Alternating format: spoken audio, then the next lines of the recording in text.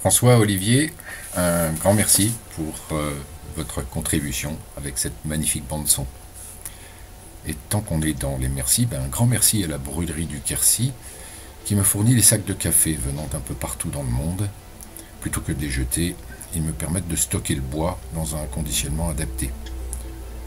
En gros, je consomme un sac par jour et dans la maison, c'est quand même plus sympa qu'une brouette ou un chariot. Et cette cabane, c'est un peu le royaume des souris. Elles viennent se réchauffer l'hiver en trouant les sacs pour hiverner à l'intérieur. Donc, lorsque j'en prends un, je déloge souvent une souris ou même une famille entière. Mais ce tissu tient le coup malgré tout, malgré qu'elles passent leur temps à tout bouffer là-dedans. Donc tout le monde y trouve son compte.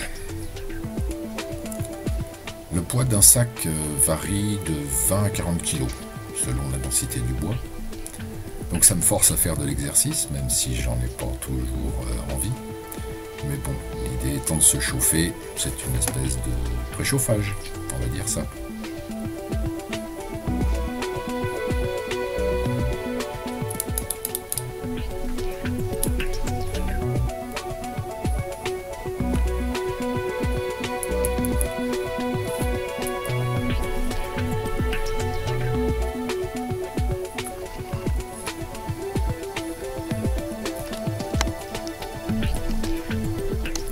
Pour rester sur l'aspect recyclage, on va voir qu'on peut utiliser les pneus. Et pour remplir un sac, évidemment, il vaut mieux que l'ouverture soit ouverte en permanence, ça tombe sous le sens. J'utilise pour ça deux supports de fortune.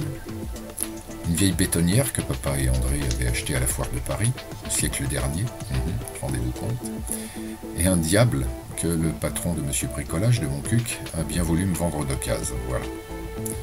Et pour attacher les sacs, j'utilise des pinces que Bertrand m'a fait découvrir. Coucou Bertrand.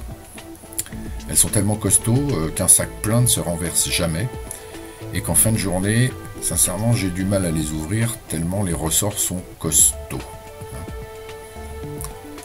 Alors pour assurer l'ouverture permanente des sacs, je confie cette tâche, comme vous le voyez, à des bandes latérales de pneus usagés récupérées chez mon garagiste, Peter.